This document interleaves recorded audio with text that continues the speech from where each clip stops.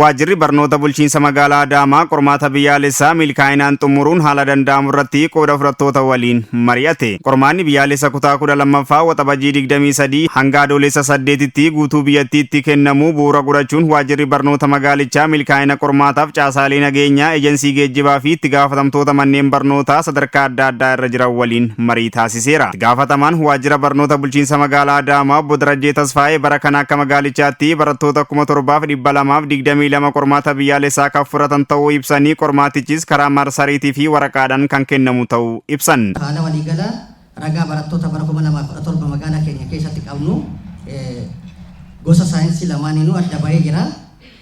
Barattoonni nuti bara kana naachuraal saayinsii qorsiif reegulaariin barataa 4274 naayitiin jira. Naayitii fi distaansii walirratti qabna 221 walitti naachuraal saayinsii 4495 qorsiifnaa jecha akka magaalaa keenyaatti. Sooshaal saayinsii reegulaarii barataa 2537 qabna. Naayit and distaans fagoo fi barataa galgalaa 190 qabna. Walitti 2727 qorraa. Lamaan kun walitti gaafa deebi'u barataa idileedhaan reegulaariidhaan baratan 6811.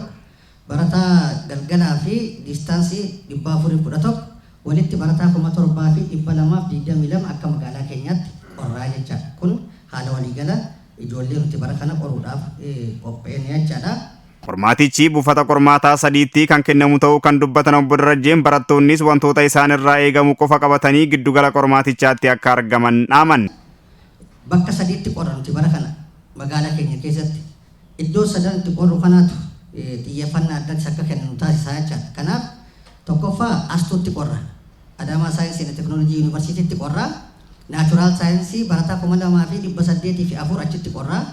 Sooshalii barataa 1754 achitti qorra yuunivarsiitiitti.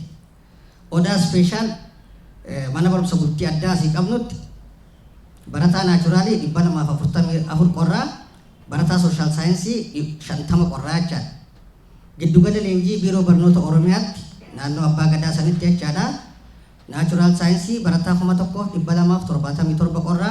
Sooshaal saayinsiidhaan ammoo barataa 763 kan qorru ta'uu isaati. Qooda fudhattoonni maricha irratti argaman gama isaaniitiin milkaa'ina qormaatichaaf gahee isaanii kan baatan ta'uu dubbatanii haa ta'u malee dhimmi geejjibaa wal qabatu xiyyeeffannoo argachuu qaba jedhan. Geejjiba irratti bara eeggaddaa wanti nu qunname tokko geejjiba konkolaataa ramadamee hin dhufa.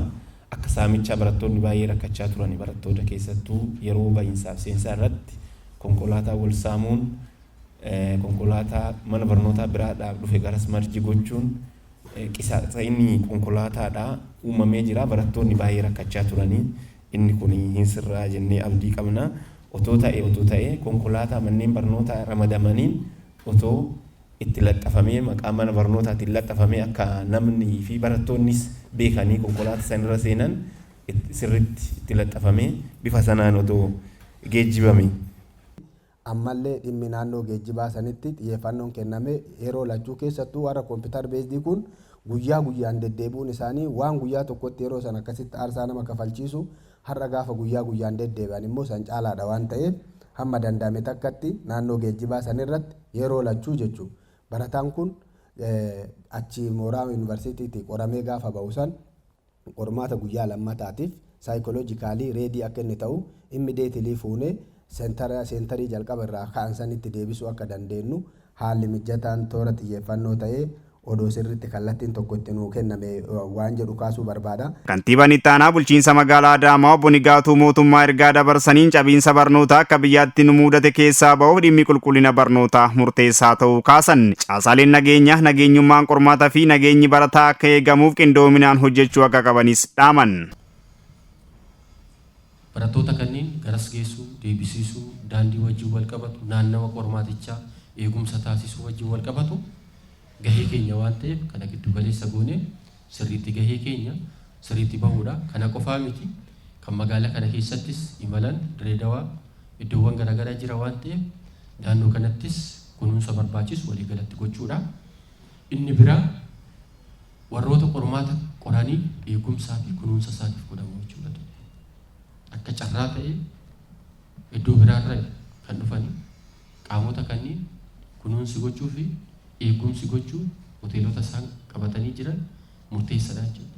Isaanis yeroo rakkoo geejjibaa isaas mudata yeroo tokko tokko akkuma amma akka rakkoo gama barataatiin jennu kan rakkoon geejjibaa jira isaan kanneen irratti iddoo bultii isaanii sirriitti ilaaluu tiimiidhaan hoo kan jiraatan taate eegumsi nama tokko nama lama sadeen tokko haala qabatama laallamee naannoo sanitti gochuun murteessaadha. Kunuunsis naannoo sanitti gochuun murteessaadha.